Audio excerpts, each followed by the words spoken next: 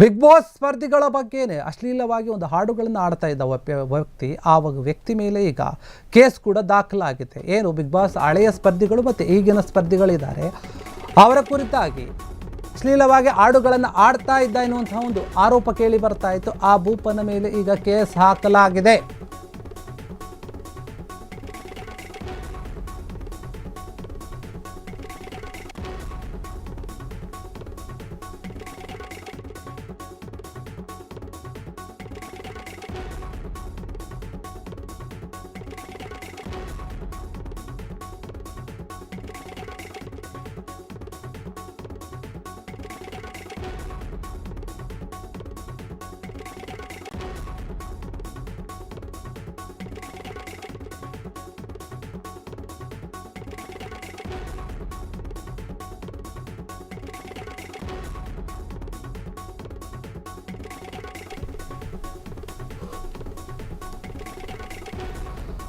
Big boss ಸ್ಪರ್ಧಿಗಳೇನಿದ್ದಾರೆ, ಹಳೆ ಮತ್ತು ಈಗಿನ ಬಿಗ್ ಬಾಸ್ ಸ್ಪರ್ಧಿಗಳು ಹೆಣ್ಣು ಮಕ್ಕಳ ಮೇಲೆ ಅಶ್ಲೀಲವಾಗಿ ಪದರಚನೆ ಅಥವಾ ಸಾಂಗ್ಗಳನ್ನು ಹಾಡಿರುವಂಥ ವಿಚಾರವಾಗಿ ಒಬ್ಬ ವ್ಯಕ್ತಿಯ ಮೇಲೆ ಈಗ ಕೇಸ್ ದಾಖಲಾಗಿದೆ. ಅಶ್ಲೀಲ ಹಾಡುಗಳನ್ನು ರಚಿಸ್ತಾ ಇದ್ದ ಈತ ಅಂತ ಕೇಳಿ ಬರ್ತಾ ಇತ್ತು. ಸಾಕಷ್ಟು ಜನರು ಈ ಒಂದು ವಿಚಾರದ ಬಗ್ಗೆ ದೂರು ಕೂಡ ಕೊಟ್ಟಿದ್ದರು ಮಹಿಳಾ ಆಯೋಗಕ್ಕೆ.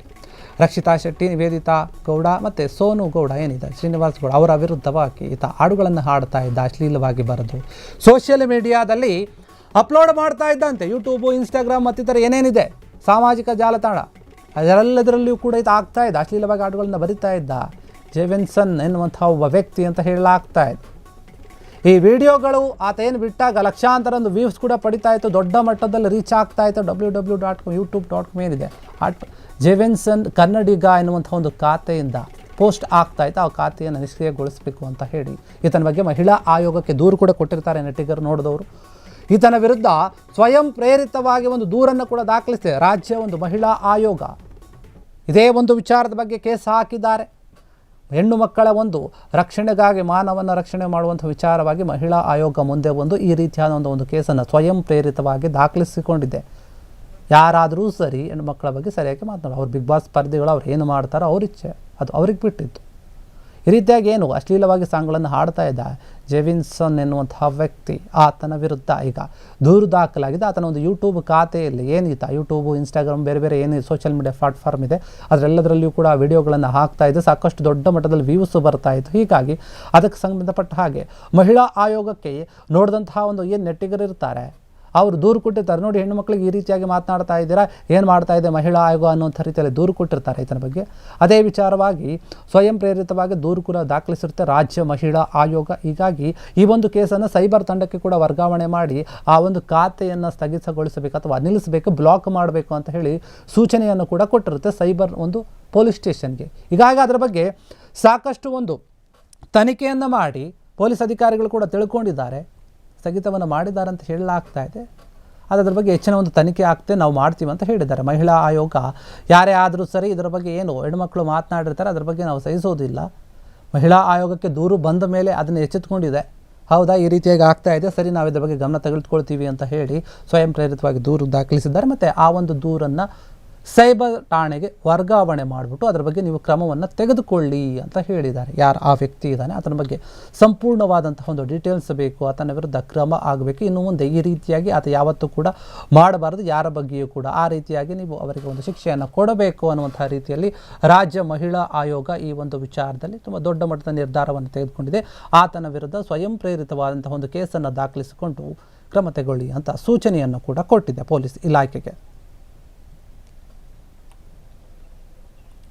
ಸೋನು ಗೌಡ ಮತ್ತು ಏನು ರಕ್ಷಿತಾ ಶೆಟ್ಟಿ, ನಿವೇದಿತಾ ಗೌಡ, ನಿಮಗೆ ಗೊತ್ತಿರೋ ಹಾಗೆ ಇವರು ಮೂವರು ಕೂಡ ಬಿಗ್ ಬಾಸ್ ಸ್ಪರ್ಧಿಗಳು. ಈಗ ರಕ್ಷಿತಾ ಶೆಟ್ಟಿ ಸದ್ಯಕ್ಕೆ ಬಿಗ್ ಬಾಸ್ ಏನು ನಡೀತಾ ಇದೆ ಅದರಲ್ಲಿರುವಂತಹ ಒಂದು ಸ್ಪರ್ಧಿ. ಇದಕ್ಕೂ ಮುಂಚೆ ನಿವೇದಿತಾ ಗೌಡ ಇದ್ದರು ಮತ್ತು ಸೋನು ಗೌಡ ಅವರು ಕೂಡ ಇದ್ದರು.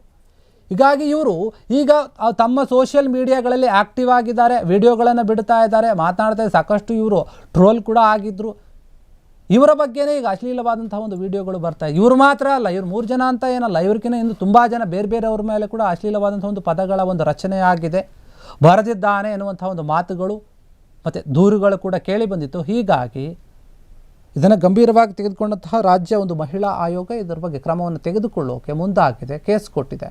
ಸೋನು ಗೌಡ ಬಗ್ಗೆ ನಿಮಗೆ ಗೊತ್ತು, ಅವರೆಲ್ಲೆಲ್ಲ ವೀಡಿಯೋಗಳು ಪ್ರತಿನಿತ್ಯ ಹಾಕ್ತಾ ಇರ್ತಾರೆ, ಎಲ್ಲೆಲ್ಲಿ ಹೋಗ್ತಾ ಇರ್ತಾರೆ ಅಂತ ಅದ್ರ ಬಗ್ಗೆ. ಮತ್ತು ನಿವೇದಿತಾ ಗೌಡ ಅವ್ರ ಬಗ್ಗೆ ಕೂಡ ನಿಮಗೆ ಗೊತ್ತಿರುವಂಥದ್ದೇ.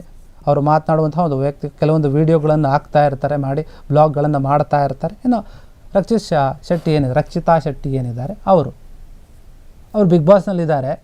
ಅವರು ಕೂಡ ಇದಕ್ಕೂ ಮುಂಚೆ ವೀಡಿಯೋಗಳನ್ನು ಮಾಡ್ತಾಯಿದ್ರು. ಅವರು ಕೆಲವೊಂದು ಮಾತುಗಳನ್ನು ಆಡೋದು ಅಥವಾ ಏನಾದರೂ ಕನ್ನಡ ಭಾಷೆಯಲ್ಲಿ ತಪ್ಪಾಗಿ ಮಾತನಾಡಿ ಅದನ್ನೇ ಟ್ರೋಲ್ ಮಾಡೋದು, ಆ ರೀತಿಯಾಗಿ ಎಲ್ಲ ಕೂಡ ಆಗ್ತಾಯಿತ್ತು. ಇತ್ತೀಚೆಗೆ ಕೂಡ ಕೆಲವೊಂದು ವೀಡಿಯೋಗಳನ್ನು ಟ್ರೋಲ್ ಮಾಡ್ತಾಯಿದ್ರು.